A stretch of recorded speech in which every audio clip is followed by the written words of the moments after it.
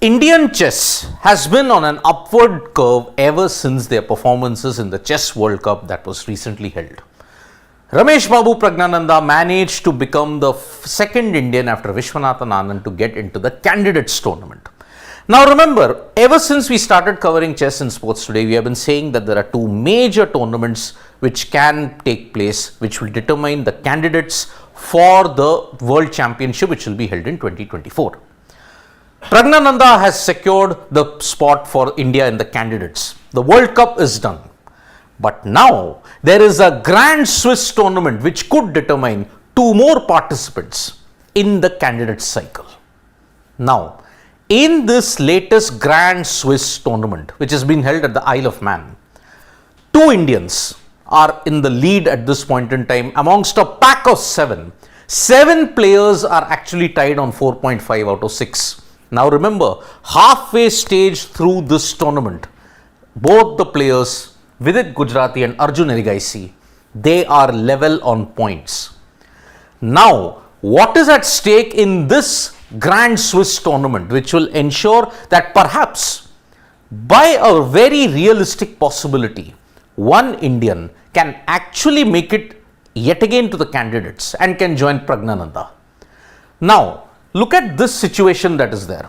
From rank 1 till rank 10, just 0.5 between all of them who have played 6 rounds so far. Alexander Predke, Javokir Sindarov, Andrei Esipenko. Because look, what is going to happen is that the Swiss tournament has a very different qualifying and tournament structure. No one gets eliminated, but it is all on the basis of the points that they accumulate by which they will play the final. Arjun Erigaisi is on top of this pile ahead of Hikaru Nakamura and Fabiano Caruana, two further established candidate, you may say, chess players from the US and have been there in the candidates and the world championships. Vidit Gujrati, he is at number 7. So number 4 and number 7, but look at the points, 4.5. And remember, after 6 rounds, with 5 more rounds to go, if all of them, like the likes of Vidit Gujrati and Arjun Erigaisi, if they can hold their own, then there is a big prestigious spot up in the place for the candidates.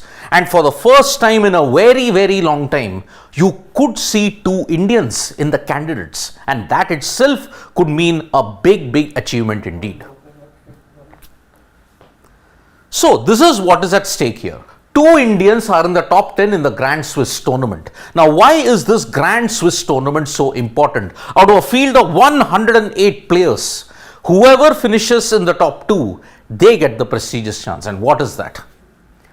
Winner and runners-up of the Grand Swiss in 2023 make it to candidates 2024. That will be held in Canada. So, this is the biggest prize that is there for 2 of the Indians that are there.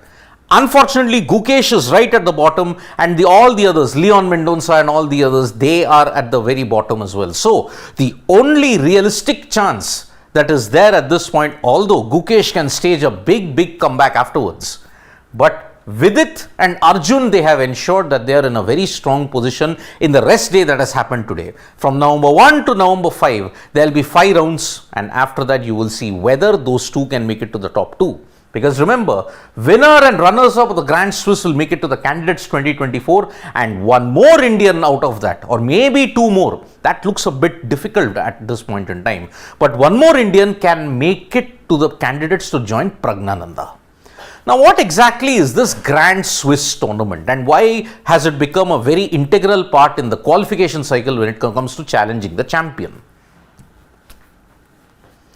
It is a 11-round Swiss system tournament. Now, the Swiss system has got a very different way of how you will eliminate the tiebreakers, how you will judge the players if it's a tiebreaker, how is the format.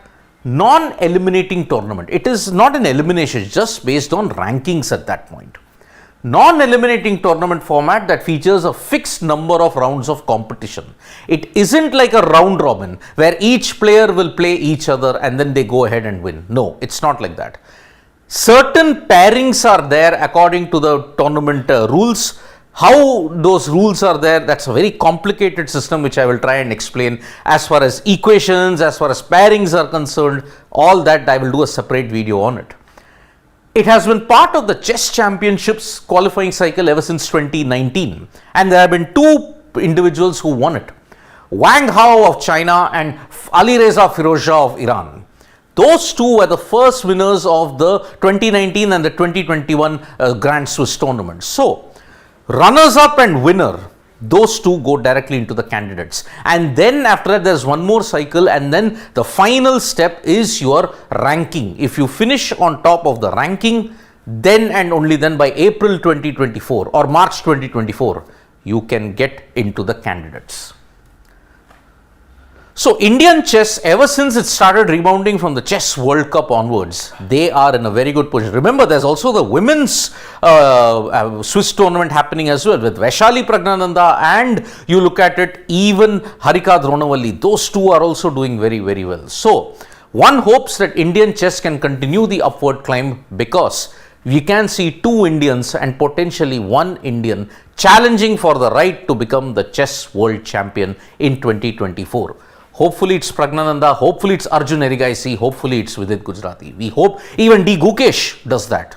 Thank you so much, folks, for joining us for this live. We'll be back with more updates on sports today. Tap that bell icon so you know when we go live, and don't forget we're on Facebook, Twitter and Instagram as well.